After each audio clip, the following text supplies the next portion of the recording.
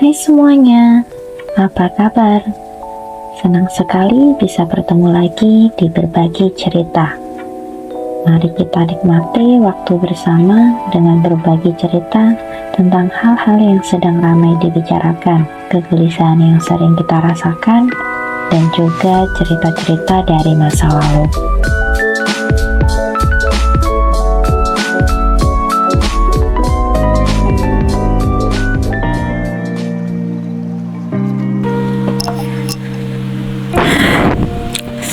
Gimana ya? Bingung mau gimana. Pagi-pagi udah hujan alhamdulillahnya. Tapi aku sudah gak bisa nahan rasa kecewa aku. Aku pengen cerita yang bagaimana tentang kemarin tanggal 6. Padahal itu aku pas lagi asik-asiknya belanja keperluan anak, baju-baju dia, happy aja gitu, disuruh belanja baju anak lumayan banyak, dan tiba-tiba tuh suami nginfokan yang stay out ya. Aduh, apa iya sih mas, sampai bilang gitu, tanya gitu. Iya, itu ada itu persnya SSI. Aduh, aku langsung cek itu kan di IG. Aduh, itu rame banget sudah. Ya Allah, ya gimana ya, sebenarnya kan, ya Allah, aku merasa bahwa pelatih Indonesia itu yang paling bagus, pelatih sepak bola ya, itu eranya Sintayong sekarang ini. Entah, aku nggak tahu sih masa pelatihan sebelum eranya Alfred Riedel itu, karena aku dulu sempat sering nonton bahkan sebelum tahun 2010 itu aku sering nonton, dan jatuh cintanya itu aku di situ. Dan aku pernah sepatah-patah itu di tahun 2010. Aku nangis kecil banget karena emang ya Allah, kok kalah sih sama Malaysia gitu kan. Tapi itu, dan disembuhkan gitu loh sama eranya coach Sintayong ini gitu kan. Coach Sintayong ini gitu, disembuhkan oleh beliau. Dan tiba-tiba kemarin nggak ada angin, nggak ada hujan, beliau diberhentikan. Nah, aku rasa itu sebenarnya juga bukan pure PSSI ya yang merasa bahwa perlu diganti juga sih sebenarnya. Mau tidak mau itu kayaknya harus melihat dua sisi sih. Pencapaian beliau itu emang 100% bahkan 1000% itu melampaui yang lain sih menurutku. Secara ya bisa dibuktikan lah ya di Piala Asia, bahkan di kualifikasi ini, walaupun ada beberapa blunder juga yang beliau itu lakukan menurut aku. Ya memang sih, karena ya namanya kita yang nonton ya, dan beliau kok gini sih. Misalnya ketika lawan China dan juga Bahrain, itu juga yang blunder banget itu China sih, karena pikiran orang-orang itu China itu pasti menang gitu kan, ternyata kalah kita gitu. Dan kayaknya emang bener-bener kacau aja itu permainan itu. Aku nontonnya juga, ya Allah kok gini ya gitu. Dan alhamdulillah Arab Saudi itu menang gitu loh. Nah, tapi kita tuh tidak tahu, karena menurut banyak suara itu yang jadi parameter beliau itu bisa diberhentikan adalah sebelum Bahrain bahkan gitu kan, sampai apa itu namanya, sebelum kontra Bahrain ya, sama sampai yang Arab Saudi kemarin itu. Dan sepertinya kayak seolah-olah itu memang ketika lawan Arab Saudi itu memang seolah-olah itu emang fightingnya pemain aja gitu, kayak Bim Salah Bimnya itu yang di framing, kayaknya seperti itu sih. Nah, terlepas beliau itu dengan segala pencapaian beliau ya, aku pun juga melihat memang beliau itu sangat keras, terutama pada pemain yang menurut beliau itu nggak good secara attitude misalnya, padahal dia performanya bagus gitu loh. Aku cukup apa ya, ya mungkin karena budaya cancel orang Korea ya, mau diapain juga namanya sudah di cancel ya nggak bakalan up juga gitu loh. Itu budaya mereka dan bentuk ketegasan mereka sangat berbeda dengan Indonesia yang istilahnya ya sebagai bangsa pemaaf banget ya, selama dia masih berguna buat kita, kita akan pakai dia walaupun sebelumnya ada salah, kita ya pemaaf aja gitu. Karena aku sorotnya itu kita sebenarnya punya banyak pemain yang bagus, terutama di lini depan.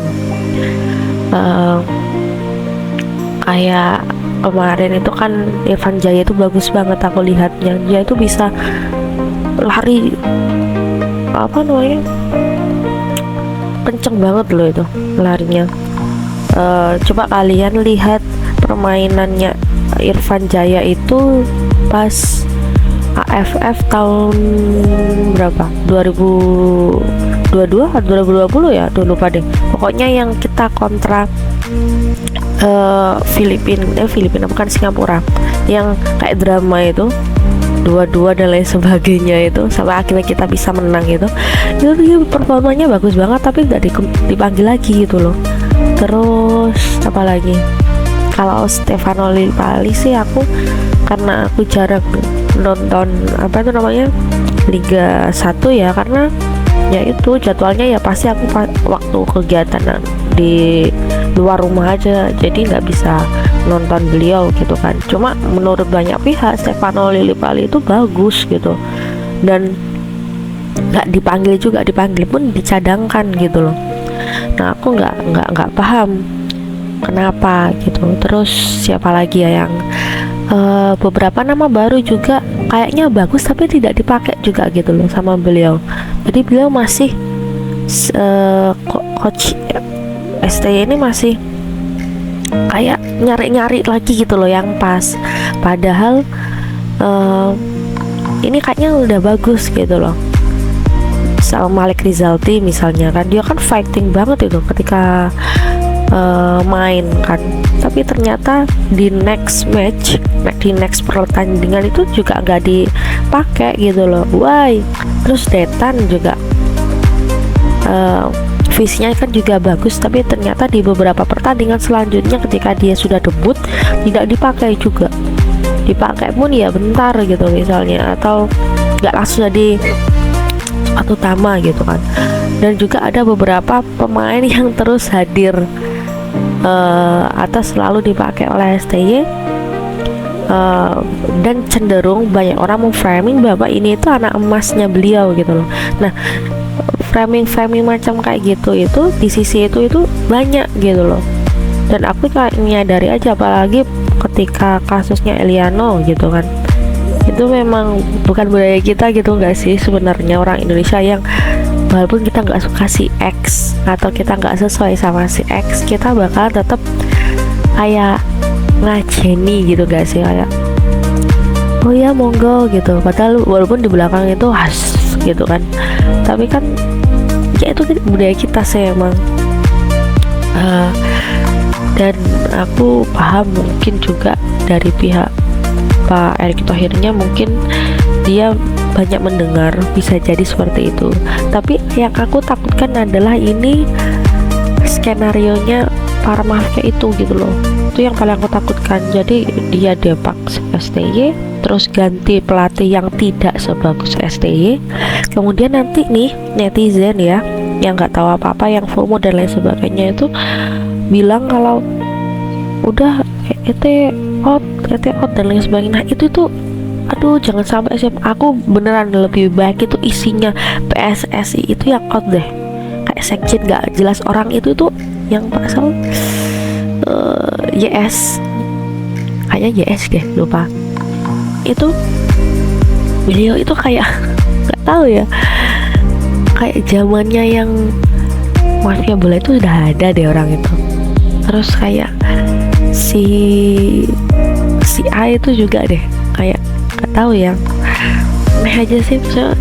Sekali lihat beliau itu rasanya kayak ada yang merinding gitu. Kayak ini nggak beres ini gitu loh. Tapi kita nggak tahu ya, maksudnya don't judge anything by cover kan, cuma nggak tahu ya, namanya firasat aja gitu loh. Kayak terkadang kan kita kalau lihat orang kenal baru gitu kan, kadang itu kita kayak udah bisa nilai gitu loh, si A ini gimana, si B ini gimana, dan kadang di atas 50% beneran gitu loh. Itu bener-bener aku kemarin itu udah nggak bisa ngapa-ngapain, padahal aku pengen A, pengen B, bahkan ngurus anak itu kayak nggak fokus gitu loh. Ya pokoknya aku bener-bener gak mood, bener-bener kayak patah hati sepatah-patahnya, bener-bener gak mood mau ngapa-ngapain. Ya Allah, mau nyuci juga gak mood ya kan, mau bikin konten tentang, sudah aku siapin sebenarnya kontennya itu, aku juga gak mood. Dan ini aku paksain walaupun hujan, karena apa, aku pokoknya tidak mau stres sendiri. Terus setelah lihat postingan banyak orang itu ya sedih juga gitu loh.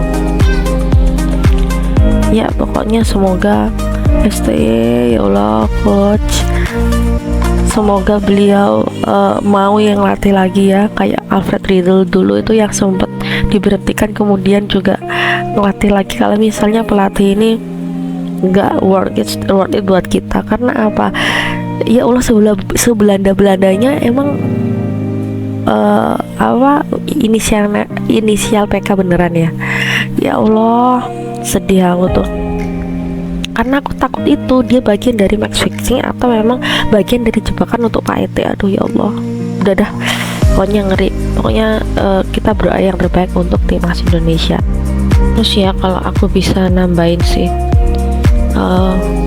ini kan keputusannya karena kendala bahasa, terus kemudian juga karena selain tadi ada perselisihan atau bisa jadi ada ketidakcocokan antara STY dengan para pemain, ada beberapa pemain gitu kan.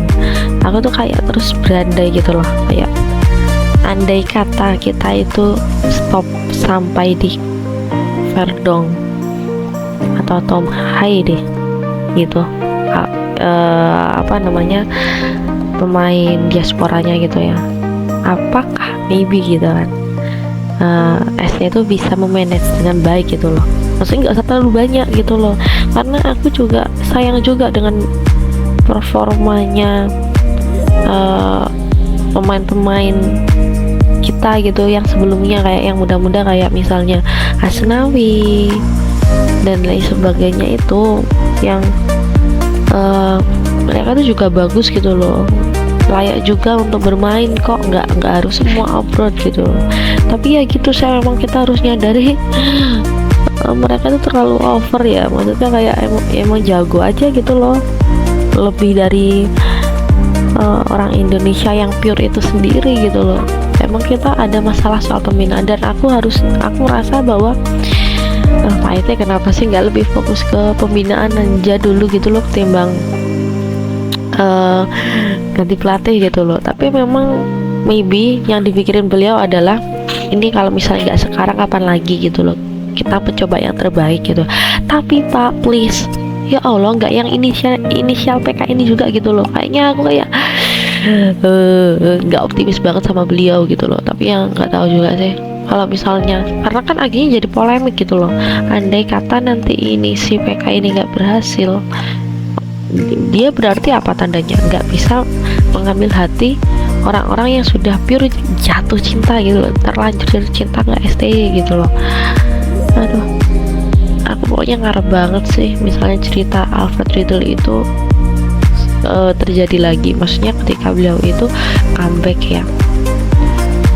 Aduh, banyak yang kecewa sih kayaknya kemarin itu, dan nyeseknya tuh sampai sekarang gitu loh. Kayaknya beliau tuh udah cinta banget apapun akan dilakukan oleh untuk timnas Indonesia gitu loh. Tapi ternyata kita memberhentikan beliau. Tapi aku ada rasa syukurnya juga sih, kayak bersyukurnya itu beliau itu menerima dengan baik, amin gitu. Dan mungkin beliau diberi pengertian adalah ini mumpung masih cerita baik beliau itu maksudnya berhenti ketika ada kesan baik, tetap ada kesan baik dari sisi beliau udah buat kita di tahap ini. Takutnya nanti ketika nanti tidak sesuai ekspektasi masyarakat dan lain sebagainya, yang buruk kan juga beliau gitu loh, beliau akan diajar sana sini dan lain sebagainya. Bisa jadi yang diberikan pengertian secara personal kepada oleh Pak ET kepada ST juga demikian gitu loh. Kita lihat dulu ya, misalnya gitu loh. Aku anggapnya gitu sih, kayak pengennya gitu sih mikirnya, kayak kita rehat dulu ya sejenak gitu. Nanti insya Allah kalau memang ini benar-benar kita nggak bisa, saya garansi kita akan panggil kamu lagi. Ini kita calming down misalnya kayak gitu loh, kayak kita tenangkan dulu ini. Banyak pihak yang coba ngutak-ngutik segalanya misalnya, maybe ya, sampai akhirnya seorang ST itu diam juga gitu. Aku nggak berharap apa yang terjadi oleh pelatih Malaysia yang dulu itu, yang gondrong itu, lupa deh, Kim Panggon atau siapa itu, udah itu terjadi sampai akhirnya membuat kita itu mereka itu belum terpuruk sampai sekarang. Ya nggak terpuruk juga sih, cuma belum ada update-nya lah ya. Ini pun kita juga mungkin ada kesempatan kita coba opsi B dengan ada mendatangkan pelatih Belanda, tapi please ya itu nggak si inisial P ini juga gitu loh, tahu deh. Oke, kita mau tidak mau harus move on, karena mau gimana komentar kita serame apapun, kita itu ya cuma dibaca aja gitu gak sih sama adminnya PSSI, nggak bakalan di apa yang gimana gitu kan. Karena kayaknya Pak ET sendiri juga bisa berupaya atau sudah berpikir bulat-bulat ya, bener-bener difikirkan maybe gitu kan. Cuma aku berharap bukan siapa ini juga sih, nggak tahu deh. Semoga PSSI membaik beneran deh Pak. Mendingan kalau kita nggak berhasil dengan Australia ini kan berarti kita end game kan. Mending Bapak fokus pada pembinaan dan juga coba panggil ST kembali, atau misalnya cari pelatih yang lebih baik lagi. Dan juga Bapak harus pecat itu sekjen-sekjen yang gak jelas, ataupun juga exco yang gak jelas gitu, yang sering ngomong gak jelas, ngelantur, mempengaruhi opini publik, terus ya gak jelas aja gitu loh. Sebel juga aku tuh. Amin ya, kita doakan, bismillah. Semoga yang terbaik. Aduh, aku masih jadi cinta lagi sama Sintayong ya Allah. Semoga ST selalu diberikan kemudahan, keberkahan. Siapa tahu kita cinlok, siapa tahu kita CLBK gitu. Amin. See you guys.